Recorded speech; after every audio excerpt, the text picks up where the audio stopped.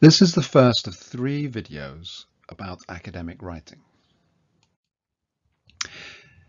The first video, this video, is about general writing concerns and academic writing. The second video is about research essay writing, and the third video is about argumentative essay writing. Let's first consider why writing. Why do we have to pay attention to writing in the modern world? Well, writing is still a key competency along with speaking, so it's important to spend time on it. It's also a learned competency. We can pick up speaking, and we do pick up speaking in the native language, but writing has to be learned. Spelling, the shape of the letters, the structure of texts, all have to be learned. And it needs to be practiced. We can't become good writers without practice. This gentleman, Professor Henry Winston of MIT, claims that speaking and writing and your ideas are important, but speaking is the most important, and then writing, and then the quality of your ideas. And you can only learn writing by writing. So that means we need to incorporate a lot of writing practice in the classroom. Let's look at some general writing concerns. First concern is understanding the task. Often in my examining career, I've read scripts where the student clearly hasn't really understood the task, what they have to do. And so they don't get a very good mark.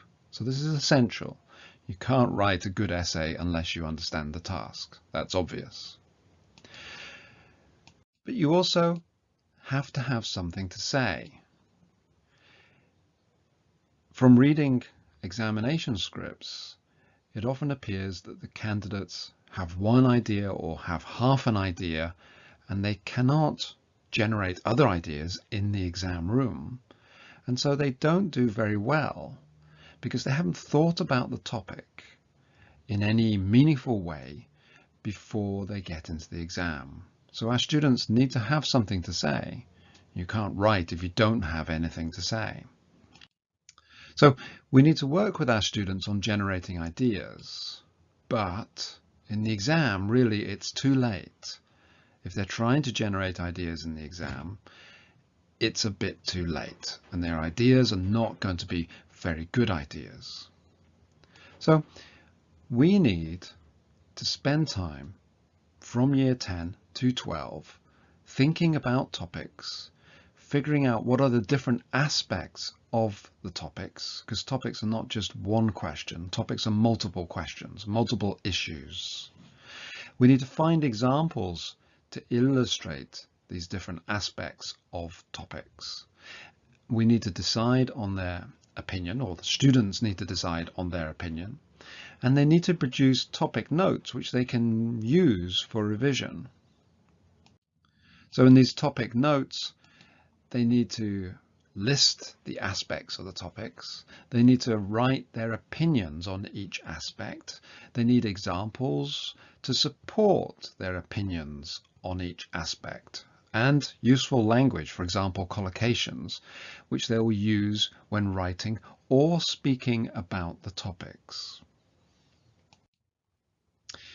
The writing process itself ranges from collaborative to individual. Now in the exam, they have to work individually, so we need to work towards this. So at the beginning, we'll do collaborative tasks, and then work with peers, and then work with just one example, but finally work alone in preparation for the exam. The writing process itself involves lots of stages. So first is to understand the task or the question, what do they have to do? Then a brainstorming stage. And it's very important that during the brainstorming stage, the ideas are not evaluated in any way. No one should be saying, that's the stupidest idea I've ever heard during this stage. The evaluating ideas is the next stage and is a separate stage. Once the ideas have been evaluated, then planning needs to happen. Planning the outline. What are you going to write in each paragraph? Then the essay needs to be drafted. Then feedback given, either from peers or from the teacher. And then on the basis of the feedback, the draft should be revised. And you might want to build in a further feedback stage here. Or you might just go to finalizing the draft. A quick check of common spelling errors, common grammatical errors. Then it needs to be submitted. And then after it's been reviewed and feedback given, this feedback needs to be looked at, and perhaps you might have a rewriting stage. Over time, though, we need to narrow this process down. So for portfolio submission task, we won't have the feedback stages because it's going to be individual work. So the task gets reduced down to 8 stages. But then in the exam, it's down to 6 stages. So we need to work on this through time, reducing the writing process down as they become more experienced in writing the essays. So at the beginning, it's a collaborative task. For the portfolio, it should be an individual task, but with revision stages and things like that. But in the exam, there's no real time for serious revision or rewriting, so revision gets boiled down to checking before submitting. The students need to be able to use appropriate grammar and vocabulary in the task, obviously. But as regards to this, English noun phrases are much more important and complex, especially in academic English, than verbs. There's no theoretical limit to the complexity of noun phrases. And this diagram here tries to show a complete representation of the possible English noun phrases elements organized all together. And as you can see, it's quite complex. And as I mentioned earlier, much more complex than verb phrases. It's relatively neglected in the coursebook materials. And so now we need to spend more time on noun phrases than we have been in the past. Coherence. This is a big thing. It's perhaps the most important thing, because an incoherent text is not going to get good marks. So looking at it at text level, we need to be looking at the text and saying, is this text coherent? And what does that actually mean? Well, coherence is logical organization of the text. So it starts with an introduction and finishes with a conclusion, for example, and a logical sequence of the paragraphs. And each paragraph needs to be clearly constructed. And the sentences need to have a logical topic and comment structure. And there needs to be the appropriate use of cohesive devices. And all these elements work together to produce the coherent text. If we look at this example of a text, is it coherent?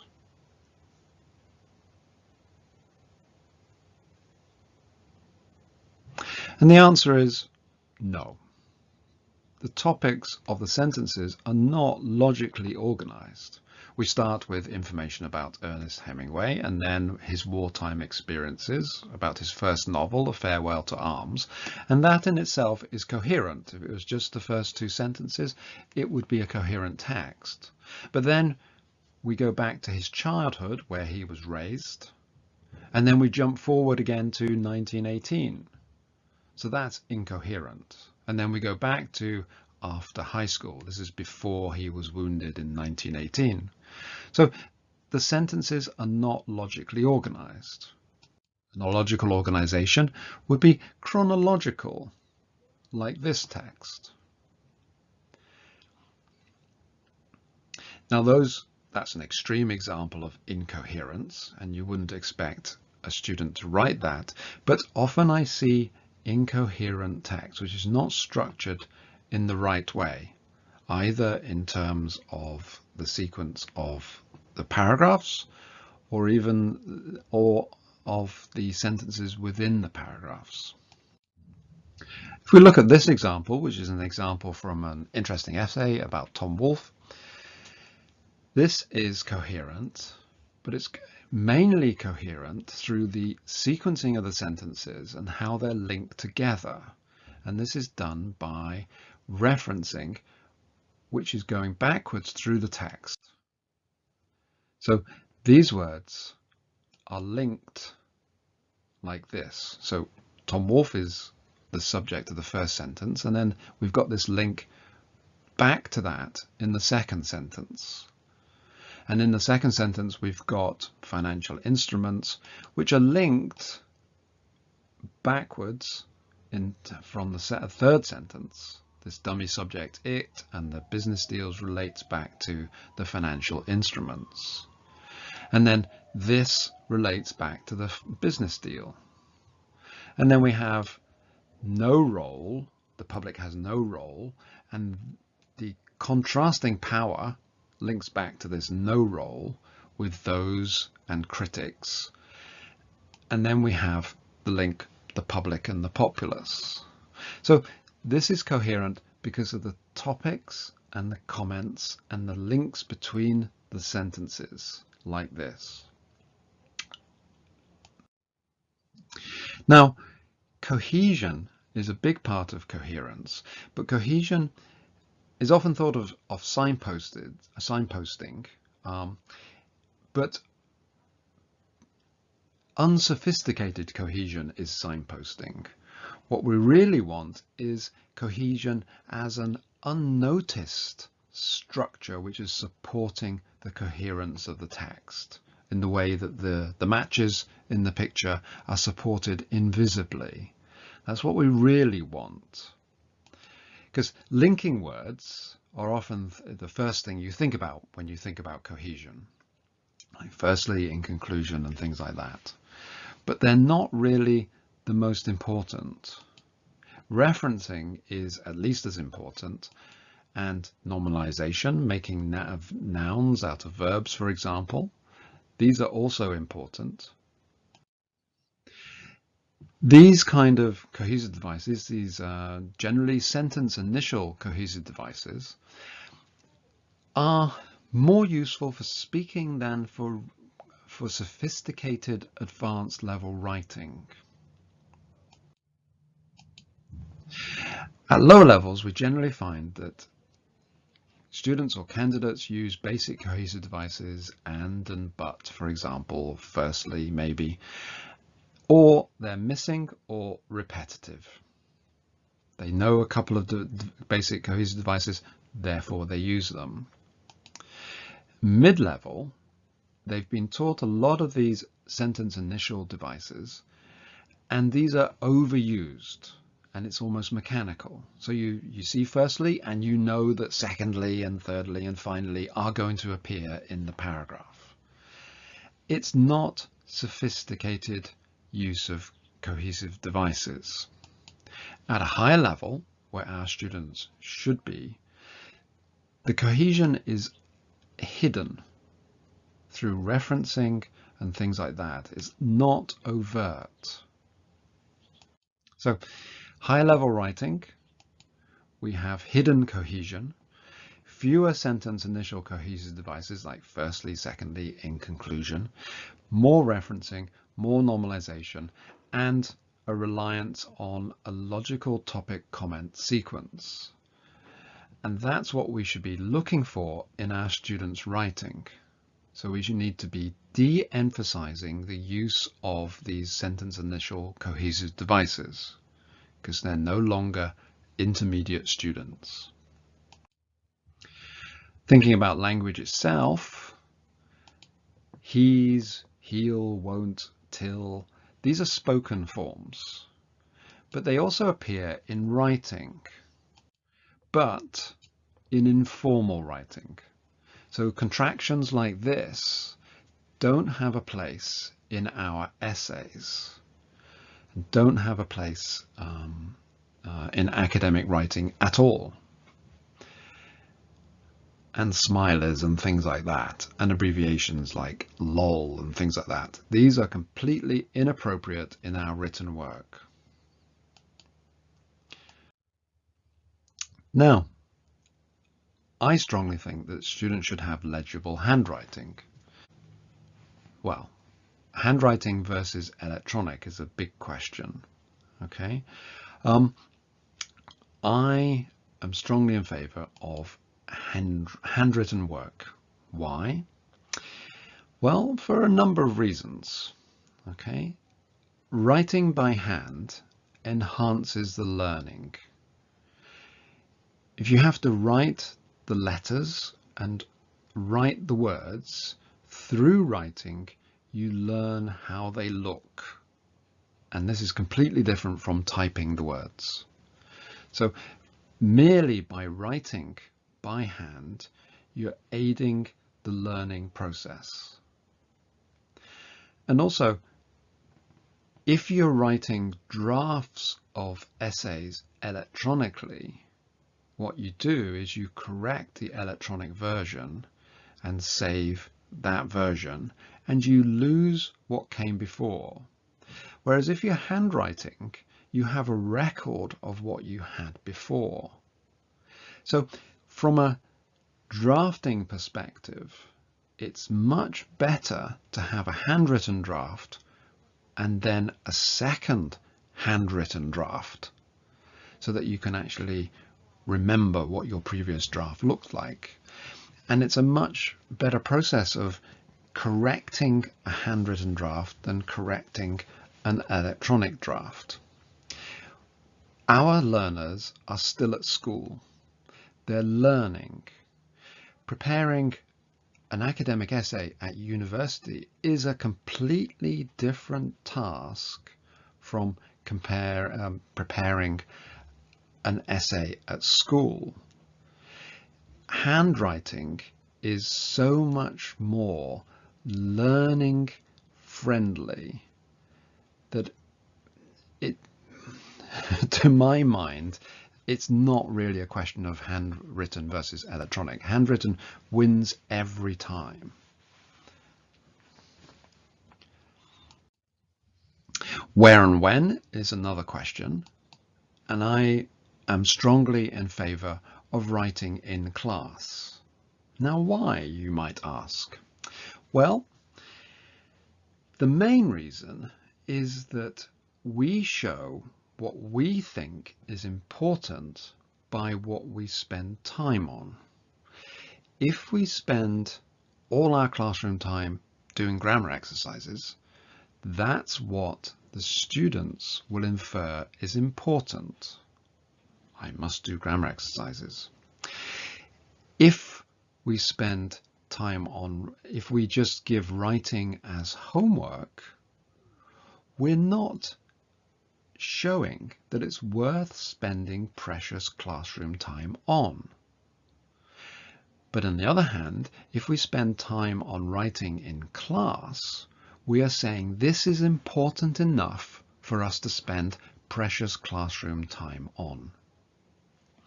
So that's the main reason why we should do writing in class, to show that writing is important.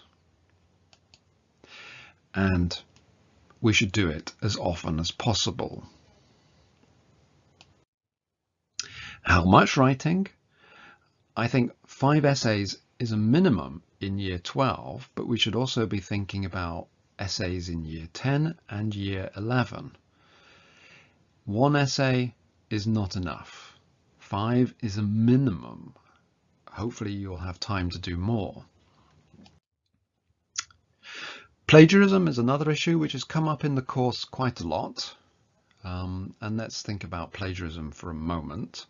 I'm not going to talk about what it is or anything like that, but is it a problem? It might be a problem. If you do have a plagiarism problem, there are tools which you can use to detect plagiarism.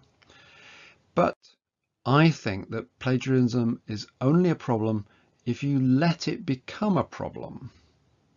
And how do we prevent plagiarism becoming a problem? Well, we do writing in class. If writing is done in class with no electronic resources, plagiarism is not a problem. And students giving their homework task to their big brother or big sister is not a problem because they're doing it in class. Merely doing writing in class solves the plagiarism problem, solves the problem of students getting their work done by somebody else. And it shows to the students that we value writing. So plagiarism is not a problem if you do the work in class, especially the final portfolio essay, for example, or the final portfolio poster which they're going to present. If you do these in class, then plagiarism and impersonations and help from, Uncle Fred, these are not problems. So just do it in class. Feedback and correction are very important. Teacher correction, because you're experts of the language, so you need to correct work. You can use correction codes with or without underlining, for example, and these are very familiar to you.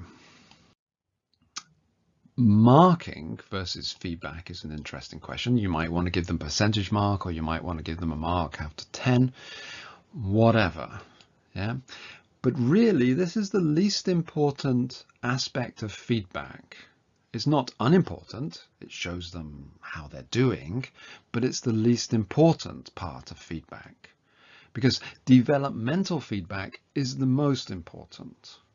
So you should spending your energy on giving them developmental feedback rather than worrying about exact mark. How do we do this? Well, we can use the exam assessment criteria when they're ready. In the meantime, use the old criteria. There's also peer correction. We can get students to correct each other's work.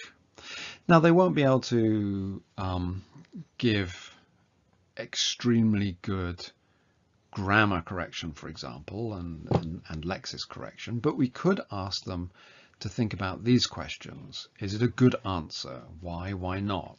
Does each paragraph have a clear topic? Does each sentence have a clear topic? Is the sequence of sentences logical? So these are focusing on the coherence at a text and a paragraph level and a sentence level. And this is very important to raise their awareness of these issues. So I think it's better to focus on these questions rather than the grammatical questions or the lexical questions in the text for peer correction.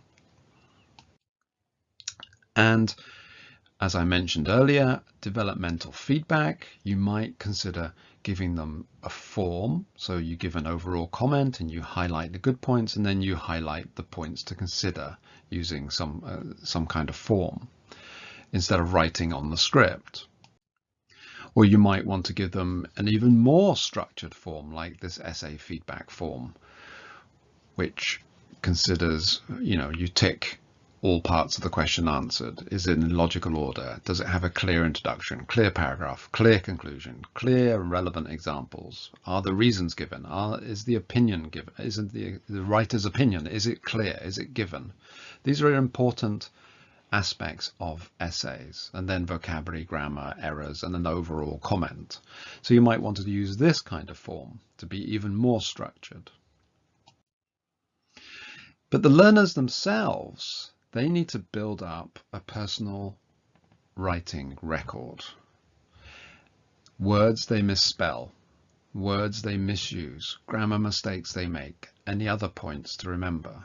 And the next time they do an essay, they use this personal record as part of the checking process before they submit it. And on the basis of feedback, they can add words which they've misspelled in this essay or words which they've misused. And then they build up this personal record and use it the next time. And this is very important to systematize their reviews of the text, because everybody has words which they misspell. Everybody has words which they misuse. So they need to build up this individual record to use when reviewing their work before they submit it. Now, thinking about tools, digital or otherwise, I like WordPad because it doesn't have a spell checker. And if we want to produce an electronic version, they shouldn't have access to spell and grammar checkers, because we want to see what they can do without these aids. So WordPad is better to use than Word, for example. Some people suggest things like Grammarly.com, and as usual, I have strong views about this, and I think it's a crutch for people who don't know how to write properly. And our job as school teachers is to help our students learn how to write properly. Now, at a university level, if they've got a homework assignment to write an essay, they can use these kinds of tools. But at a school, they're supposed to be developing their own ability to write good sentences and good paragraphs and good texts. And to do that, they shouldn't be using these kind of tools to help them do it, because it's not helping them learn. It's helping them become dependent upon these kinds of tools. This is an artificial intelligence powered app. So that means the app is doing the thinking, not the learners. But we want the learners to do the thinking. And by doing the thinking, learning. So I personally think that these kinds of tools do not have a place in the classroom. And they don't have a place for when you do writing at home, because you shouldn't be doing writing at home. You should be doing it in the classroom. There are lots of tools which can analyze texts, and I've just put these on slides. So there's textinspector.com.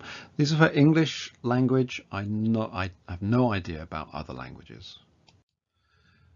This Road to Grammar text analyzer, this Cambridge version, Oxford have a version, and the original version is here on this website, the Complete Lexical Tutor, which has lots of different tools which I strongly recommend you look at for corpus and lexical analysis. And you can do lots of interesting things here. Yeah? Now, all these tools are good at lexical analysis, but they can't do things like coherence. So they're limited in a way. They can tell you distributions of words. Are they using C1 vocabulary? They can tell you, are they using discourse markers? But they can't tell you whether the discourse markers are being properly used. And they can't tell you whether the sentences are logically organized, or whether the paragraphs are in a logical order to do those kinds of things. So they're limited in their ability to help you. But have a look and see if you can use them for things. I think they're more useful in terms of choosing texts for reading tasks than looking at writing. So those are some of my general writing concerns, which I think we need to think about. And let's have a brief look at academic writing, because the next two videos are dealing with this in more detail. So 3 questions we'll look at. what is academic writing, why study academic writing, and what kind of academic writing. So academic writing is writing written for students or academics to communicate ideas, information, and research, or in the case of students, to show learning. And it's a wide range of texts, different text types. Here's a Latvian version. So why study academic writing? Well, it's part of the poster. They have to produce a poster and academic writing appears on that poster. They have to do a research project, and though they don't formally have to submit the research project, they might want to write out the research project. They need to make a presentation, and the language of academic writing can be useful for their presentation. And in the exam, they need to produce an essay, and so studying essay writing is useful for them. But perhaps most importantly, for future studies, our students will go to universities, and universities are generally strongly dependent on essay writing. It's a very frequently used task.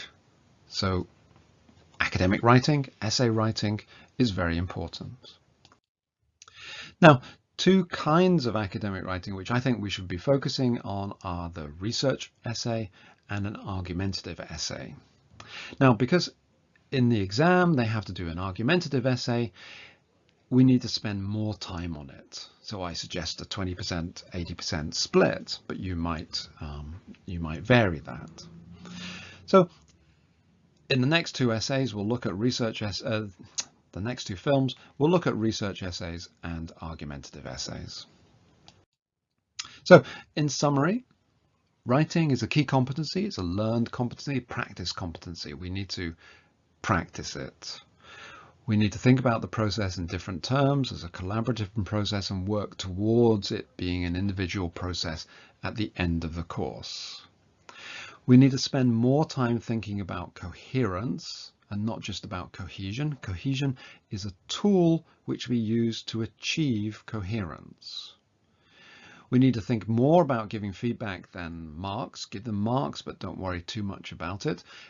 Feedback is more important than marks. Work should be handwritten. It's much more useful pedagogically at this stage of their careers to focus on handwritten work. At university, yes, they'll be submitting things typed, but that's at university. It's a completely different ball game. In class, there are so many benefits for doing things in class that, to me, there's no question about it. You should be writing in class to show it's important, to get rid of the plagiarism problem and the impersonation problem, and to show that we value it because we're spending time on it. And the two types of academic writing we need to be working on are the research essay writing and argumentative essay writing. And this picture is just to remind you of the importance of paper and pencil or pen.